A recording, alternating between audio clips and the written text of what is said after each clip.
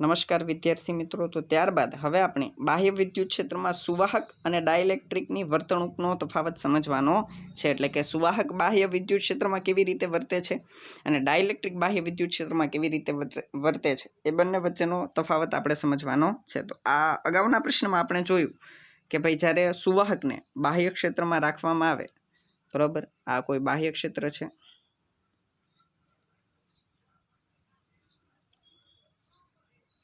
બરોબર। આની અંદર જ્યારે કોઈ સુવાહકને રાખવામાં આવે, આ બ્લેક કલરથી દર્શાવેલ સુવાહક છે, તો આપણે જાણીએ છીએ કે સુવાહક એ મુક્ત ઇલેક્ટ્રોન ધરાવતો હોય, બરોબર। મુક્ત ઇલેક્ટ્રોન એક ક્ષેત્રની વિરુદ્ધ દિશામાં બળ અનુભવી અહીંયા એકઠા થશે,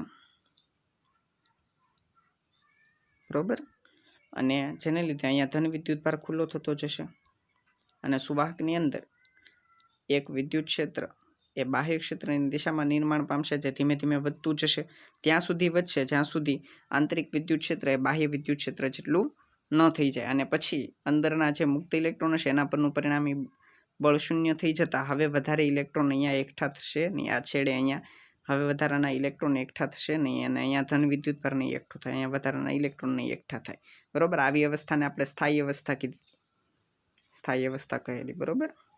તો આ સ્થાયી અવસ્થા પ્રાપ્ત કરશે આવી રીતે બાહ્ય ક્ષેત્રમાં જ્યારે સુવાહકને રાખવામાં આવે તો મુક્ત ઇલેક્ટ્રોન ગતિ કરી સુવાહકની અંદરનું વિદ્યુત ક્ષેત્ર કેવું બનાવે છે? શૂન્ય બનાવે છે।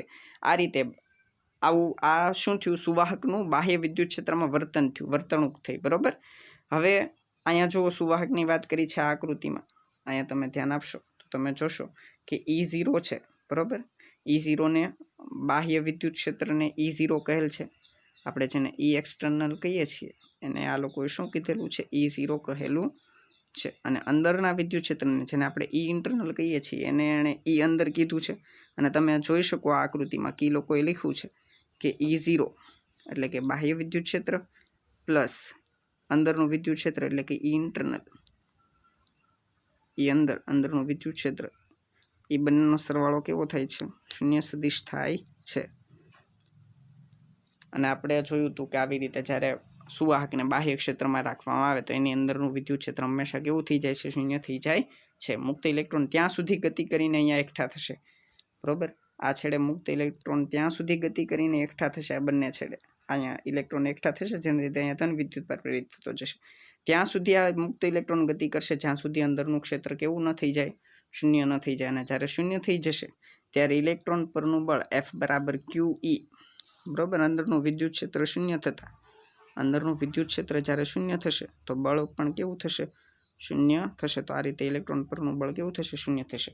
તો આ થઈ બાહ્ય વિદ્યુત ક્ષેત્રમાં સુવાહકની વર્તણૂક। ત્યારબાદ હવે આપણે બાહ્ય વિદ્યુત ક્ષેત્રમાં અવાહકની વર્તણૂકની વાત કરવાની છે, ડાઇલેક્ટ્રિકની વર્તણૂકની વાત કરવાની છે, વર્તણૂકની તો કેવી રીતે વર્તે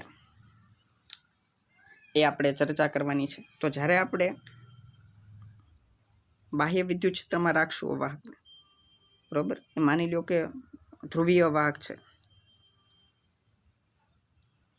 બરોબર, માની લો કે ધ્રુવીય અવાહક છે, બંનેની ચર્ચા કરશું આપણે, ધ્રુવીય અને અધ્રુવીયની, બરોબર। તો ધ્રુવીય અવાહક હોય એ કાયમી ચાક માત્રા ધરાવતો હોય છે, જે અસ્તવ્યસ્ત ગોઠવાયેલી હશે। માની લો આ કોઈ અણુ છે તો એની આમ ઋણ અને અહીંયા ધન વિદ્યુતભાર, પછી અહીંયા કોઈ અણુ હશે તો ઋણ અને ધન વિદ્યુતભાર, આવી રીતે બધા અણુઓની ડાયપોલ મોમેન્ટ એ જુદી જુદી દિશામાં ગોઠવાયેલી હશે। જો આ અણુની વાત કરીએ તેની ડાયપોલ મોમેન્ટ આ દિશામાં, આ અણુની આ દિશામાં, આ અણુની આ દિશામાં, બરોબર। આવી રીતે જુદી જુદી દિશાઓમાં એની ડાયપોલ મોમેન્ટ, જુદા જુદા અણુઓની ડાયપોલ મોમેન્ટ જુદી જુદી દિશાઓમાં ગોઠવાયેલી હશે।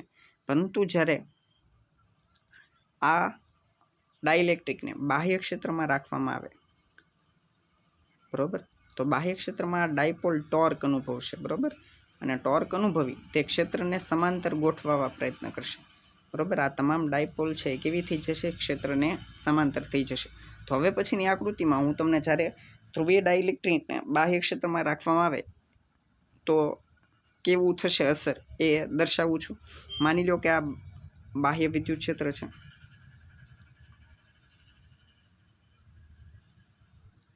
બરોબર, અને આ કોઈ ધ્રુવીય ડાઇલેક્ટ્રિક છે, ક્ષેત્ર બધે છે આવી રીતે, અહીંયા પણ હશે, અહીંયા પણ હશે, બરોબર. હવે શું થશે કે જે અંદરની જે અણુની ડાયપોલો હતી કે જે અસ્તવ્યસ્ત ગોઠવાયેલી હતી એ તમામ કેવી ગોઠવાઈ જશે? ક્ષેત્રને સમાંતર ગોઠવાઈ જશે. અમુક દર્શાવું છું અહીંયા હું,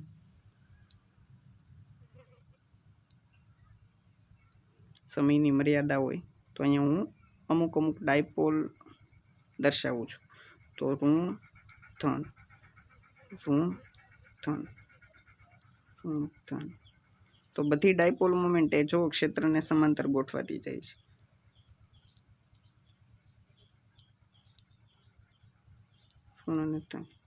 હવે જો જોવા જઈએ તો આ જે ધન વિદ્યુત ભાર છે એની અસર આ ઋણ વિદ્યુત ભાર નાબૂદ કરી દેશે. પરંતુ આ જે છેડાના વિદ્યુત ભારો છે જેને હું અત્યારે ગ્રીન કલરની અંદર દર્શાવું છું એની અસર નાબૂદ કરવા માટે કોઈ નથી, બરોબર. તો અંદર એક વિદ્યુત ક્ષેત્ર આ દિશામાં અસ્તિત્વ પામશે, નિર્માણ પામશે, પરંતુ એ બાહ્ય ક્ષેત્ર જેટલું હશે નહીં, E0 જેટલું હશે નહીં, બરોબર. તો અંદરની અવાહકની અંદર પણ આ દિશામાં કંઈક વિદ્યુત ક્ષેત્ર હશે, કારણ કે બાહ્ય ક્ષેત્ર એ આંતરિક ક્ષેત્ર કરતાં પ્રબળ હશે, જેને લીધે અંદર અવાહકની અંદર પરિણામી વિદ્યુત ક્ષેત્ર શૂન્ય થતું નથી. પરંતુ આ એ પાકું કે અંદર એ વિદ્યુત ક્ષેત્ર E0 કરતાં ઘટી જશે, બરોબર. જે બાહ્ય વિદ્યુત ક્ષેત્ર E0 છે એની કરતાં અંદર વિદ્યુત ક્ષેત્ર આવી કઈક રીતે હશે, અંદરના ભાગમાં વિદ્યુત ક્ષેત્ર હશે એ કંઈક આવી રીતે હશે. E બરાબર E0 કે જે બાહ્ય ક્ષેત્ર છે માઇનસ E ઇન્ટરનલ એટલે કે અંદરનું વિદ્યુત ક્ષેત્ર. આ બંને સમાન મૂલ્યના હોતા નથી. E ઇન્ટરનલ થોડું ઓછું હોય છે બાહ્ય ક્ષેત્ર કરતાં, બરોબર. તો અંદરની દિશામાં ડાઇલેક્ટ્રિકની અંદર તમને વિદ્યુત ક્ષેત્ર આ E જેટલું મળશે, બરોબર. E0 માઇનસ E ઇન્ટરનલ એટલે કે E અંદર જેટલું મળશે, બરોબર. એ અહીંયા દર્શાવેલ છે તમને આ આકૃતિમાં, અહીંયા ધ્યાન આપો.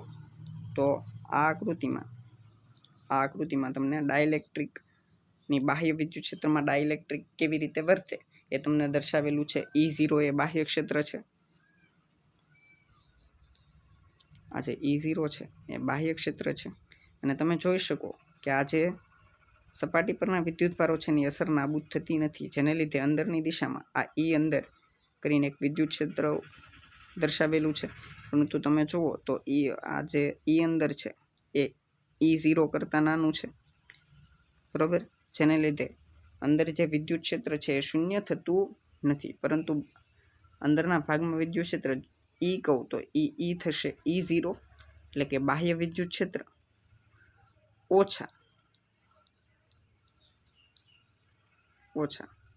અથવા તો બંને સદિશોનું પરિણામી સદિશ એટલે કે E ઇન્ટરનલ અંદર જે વિદ્યુત ક્ષેત્ર નિર્માણ પામ્યું છે બેના પરિણામી સદિશ જેટલું હશે. પરંતુ E ઇન્ટરનલ એ E0 ની વિરુદ્ધ દિશામાં છે, તો આ જે વિદ્યુત ક્ષેત્ર છે એ E0 કરતાં કેવું મળશે? તમને ઓછું મળશે. તો આ અવાહકને જ્યારે બાહ્ય વિદ્યુત ક્ષેત્રમાં રાખવામાં આવે છે ત્યારે અંદરનું વિદ્યુત ક્ષેત્ર શૂન્ય થતું નથી, પરંતુ ઘટે છે.